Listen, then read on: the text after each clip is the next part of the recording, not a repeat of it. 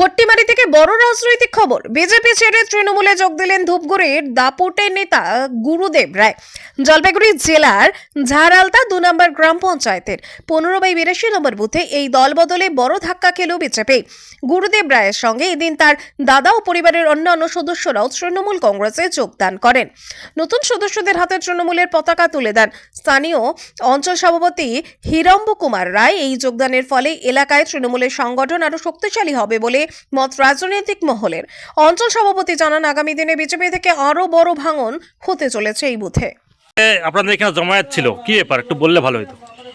আজকে আমরা ঝাড়ালতা 2 নং গ্রাম পঞ্চায়েতের 15/82 নং বুথে আজকে আমাদের তৃণমূল কংগ্রেস পরিবারে 15/82 নং বুথের বুথ সভাপতি কি নাম ছিল ভালো নাম বিজেপি পার্টি গুরুদেব রায়, উনি আজকে ভারতীয় জনতা পার্টি ত্যাগ করে আমাদের তৃণমূল কংগ্রেস পরিবারে যোগদান করলেন। এই জন্য আমরা আজকে সমস্ত কর্মী এবং তার দাদা উনিও আজকে আমাদের দলে যোগদান করলেন। এই জন্য আমরা আজকে এখানে জমায়েত হয়েছি। মোট কটা পরিবার ছিল? মোট এরা 2 ভাই, হ্যাঁ, এরা 2 ভাই আজকে যোগদান করলো। আগামী দিনে তাদের নেতৃত্বেই আমাদের এখানে আরও অনেক পরিবারই আমাদের দলে আসবে।